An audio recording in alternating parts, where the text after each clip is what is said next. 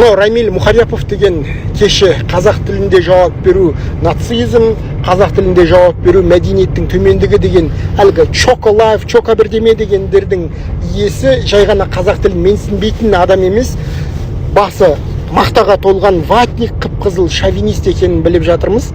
Жігіттер әлеуметтік желісіне шолу жасапты. Нақты айтқанда Фейсбуктегі мына жазба комментарийлеріне қараңызшы. Егер Путин соғыс ашып Қазақстанға кіретін болса, құшақ жая қарсы аламын дегендей комментарийлерді еш қорықпай бөлісіп отыр. Одан қалды совет кезеңіне байланысты мерекелерді жан тәнімен қолдайды. Көрдіңіздер ме?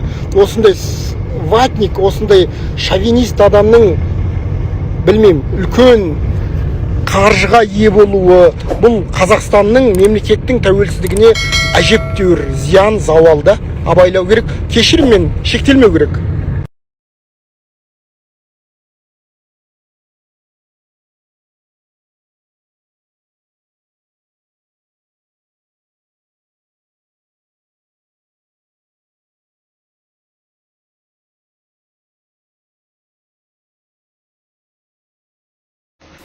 Всем привет!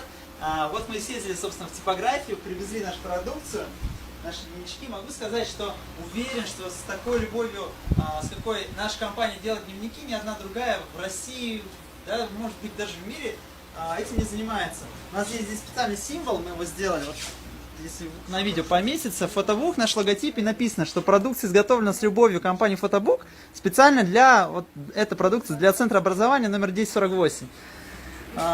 Честно, очень гордимся, потому что это каждый вот, дневник, он был вручную просмотрен лично человеком, который обещал качество, то есть менеджером по продажам в нашем случае. Пойдемте покажем. Это мы сегодня привезли, вот с завтрашнего дня начинаем развозить. Вот стоят пачечками, пачечки. Заходи, пара, заходи. Вот, собственно, все, что у нас здесь есть. Вот. С завтрашнего дня довозим. 5 дней у нас, чтобы все развести. Уложимся. Все. Пока.